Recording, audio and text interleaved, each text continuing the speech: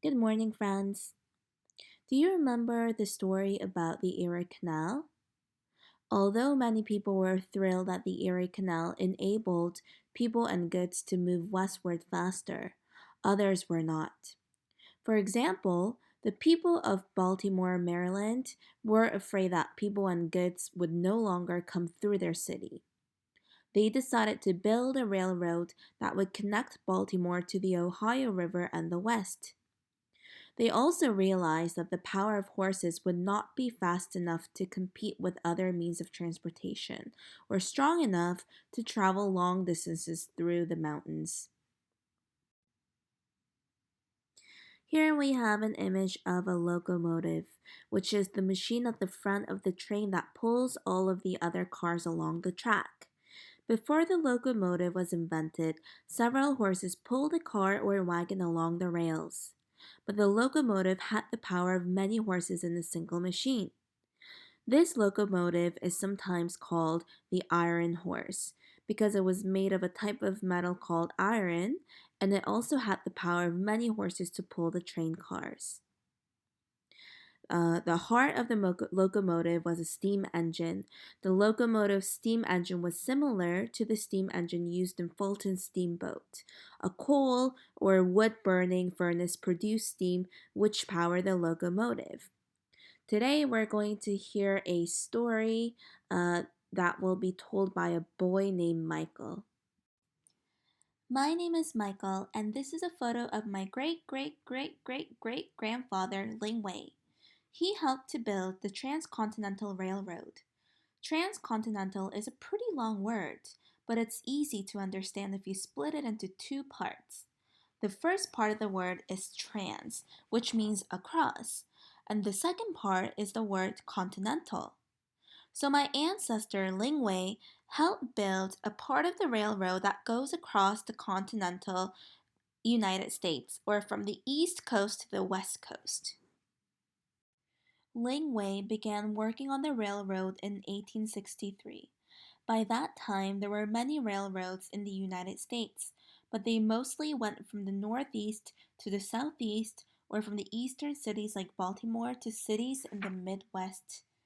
It was cheaper, more comfortable, and more convenient for people to travel by rail than to travel by canal or wagon.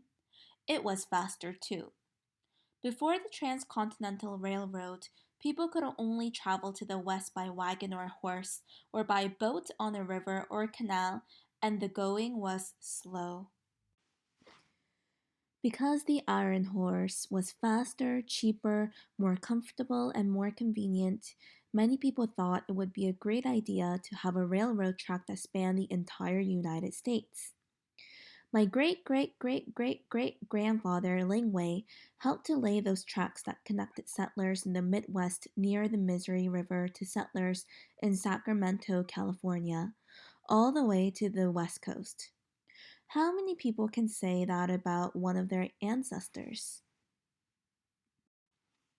It took two separate rail companies to build the Transcontinental Railroad, the Union Pacific Railroad and the Central Pacific Railroad. The Union Pacific Railroad Company started building from Omaha, Nebraska, and lay its tracks going west. The Central Pacific Railroad Company started building from San Francisco, California, and laid its tracks going east. At first, the two companies were competing against each other to see who could lay the most track. The US government paid each company for every mile of track it laid, and both companies wanted to make lots of money. In the end, the government told them they had to work together and join their tracks. Most of the laborers who laid the track for the Union Pacific Railroad were Irish immigrants. My ancestor, Ling Wei, worked for the Central Pacific Railroad. Like many other Chinese immigrants during the 1800s, Ling Wei had settled in California. He and other Chinese immigrants, as well as other immigrants from all over the world, came to the United States because of the promise of gold and a better life. When people realized that the mountains of gold they had heard about were a myth, they had to find some other way to survive. So many Chinese immigrants worked on the western portion of the railroad, while Irish immigrants worked on the eastern section. These workers laid tracks through the mountains and across rivers and deserts in the United States. The Transcontinental Railroad took 6 years to build, and my great great great great great grandfather Langway kept journals for all of those years. Here's my favorite journal entry: May 10, 1869. Only 100 feet left to lay. That's what I thought of first thing this morning. After several years of hard work, long hours, and little wages, or low pay, 100 feet of track is all there is left to complete the Transcontinental Railroad today. Now, it is hard to believe the work is complete. Despite the hardship I endured, I feel proud of my work. I think every day today wanted to share in that sentiment. Wherever I looked, people tried to lend a hand in finishing the track. Men that were just passing through Ura to deliver goods stopped to throw dirt on the ties or to drive a spike into the ground. Day in and day out, we swung those heavy hammers, driving the sharp spikes that held the wooden ties together into the solid ground.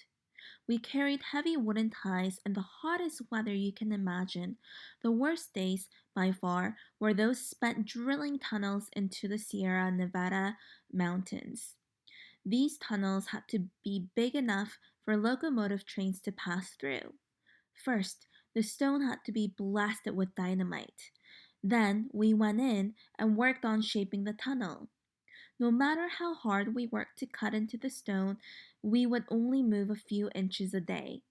I can still remember how tired my arms felt at the end of those days. It seemed like there was no end in sight, and we'd never reach the other side of the mountains. Other days were filled with worry as we worked through land where Indian tribes were still powerful. They did not like us building through land that had been their home for many hundreds of years. I do not know how the railroad will change life for them. For settlers and their families on the West Coast, I think the Transcontinental Railroad will change lives a great deal. Trains will provide a faster and cheaper method of transportation for goods and foodstuffs.